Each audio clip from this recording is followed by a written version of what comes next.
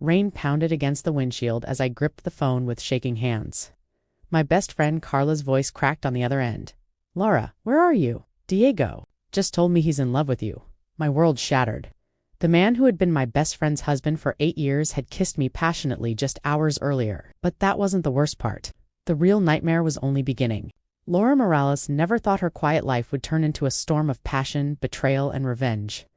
At 34, she was a beloved elementary school teacher in Guadalajara, Mexico. Her greatest treasure was her 15-year friendship with Carla Vargas, the vibrant, stunning, ambitious woman who lit up every room. Carla's husband, Diego Montenegro, seemed like the perfect man. Tall, successful, real estate entrepreneur, with deep eyes and a smile that could melt hearts. He looked like he belonged in an old Hollywood romance. Laura had always admired him from afar. She never crossed the line until 3 months ago. It started at Carla and Diego's anniversary party. Laura arrived alone, still hurting from her own divorce 2 years earlier caused by her ex-husband's cheating. She drank too much, and Diego found her crying in the garden. "You're worth so much more than that idiot who left you," he whispered, gently wiping her tear with his thumb. That night, nothing physical happened, just words. Dangerous words that opened a door that should have stayed closed. The text messages began innocently. "How are you today, Lau?" They quickly grew intense. Diego confessed that the passion with Carla had died years ago. That Carla only cared about money and status. That Laura was real, genuine, like a breath of fresh air. He even compared her to Daryl Hannah in Splash-Free, beautiful, mysterious. Laura laughed at first, but deep down she loved it. Their first kiss happened in a discreet hotel in Puerto Vallarta. Diego swore he would leave Carla. Laura felt crushing guilt, but the connection felt stronger. They began seeing each other secretly. Meanwhile, Carla kept calling Laura my soul sister and confiding all her marriage problems, completely unaware. Twist number 1. One afternoon while Diego slept in the secret apartment they rented, Laura curiously checked his phone. She found a message from an unknown number. "The plan is working perfectly. Laura already trusts you completely. Keep going." Her heart stopped. What plan? She quickly put the phone back and pretended nothing happened, but the seed of doubt was planted. That night she couldn't sleep. Who was that person? Was Diego playing a bigger game? Part 2. The affair continued, but Laura became more careful. Diego was incredibly attentive. Flowers, secret getaways, passionate nights. He made her feel alive again. Carla, meanwhile, started complaining that Diego was distant and suspected he was hiding something. She even asked Laura for advice on how to save her marriage. The guilt ate Laura alive, but Diego kept promising the divorce was coming soon. Laura began noticing small, strange things. Expensive gifts Diego gave. Carla that didn't match his supposed financial struggles. Mysterious phone calls he took in another room, and a locked drawer in their secret apartment. Twist number 2. During one of their secret weekends, Laura found a hidden document while searching for a charger. It was a prenuptial agreement between Diego and Carla that gave Carla almost everything if he cheated. But there was more bank statements showing millions hidden in offshore accounts. And then she saw it. Diego's other phone with messages to Carla herself. The messages read, "Laura is falling hard. She'll be the perfect excuse for the divorce. Once we're separated, we keep the money and I get my freedom.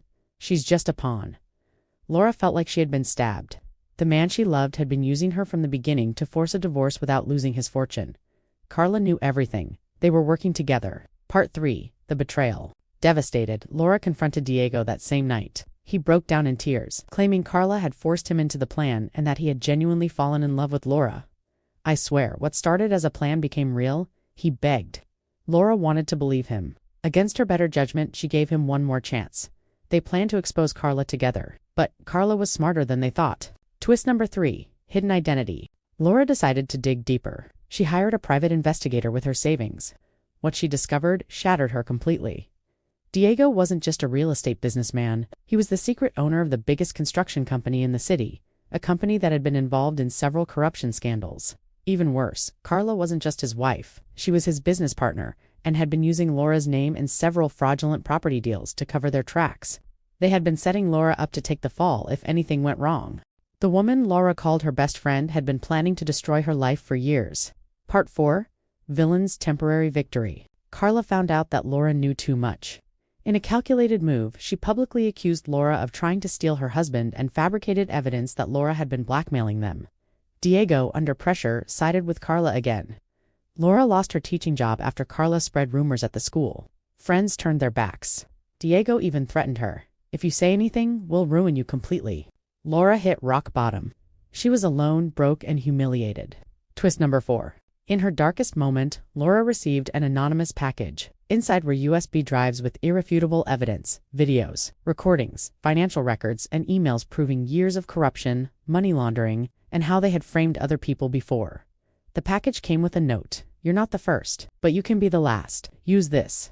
The sender, Diego's own mother, who had been quietly gathering evidence against her son and daughter-in-law for years, after they had pushed her out of the family business. Part 5. Public Confrontation. Laura prepared everything carefully. She contacted journalists, lawyers, and even old-school parents who respected her. At Carla and Diego's lavish charity gala, the same place where their affair had started, Laura walked in uninvited. In front of 300 guests, including local politicians and reporters, she played the recordings. Diego's voice confessing the plan, Carla's voice laughing about using Laura as a scapegoat. The evidence of corruption flashed on the giant screens. Twist number 5. Biggest revelation. The final bombshell. Diego had a secret child with another woman from years ago. A child Carla had forced him to abandon. The child's mother was in the audience and stood up with documents. The crowd erupted. Diego's empire wasn't just crumbling, it was built on lies, including a fake identity he had used to hide previous crimes. Climax. Security tried to remove Laura, but it was too late. Police arrived with warrants based on the evidence she had anonymously sent earlier. Diego and Carla were arrested in front of everyone. The public humiliation was complete.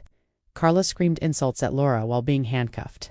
Diego looked at Laura with pure defeat in his eyes, ending. Months later, Laura stood in her new apartment. She had won a large settlement from the corruption case and used it to open her own small school for underprivileged children. Diego and Carla faced years in prison. Justice had been served. As she watched the sunset over Guadalajara, Laura smiled softly. She had lost a friend and a lover, but she had found herself again. Then came the final unexpected twist. Her phone rang. It was Diego's mother, Laura. There's one more thing you should know. The child Diego abandoned. She's yours. I did a DNA test years ago.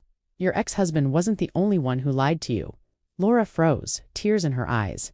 The revenge was complete, but her real story was only just beginning.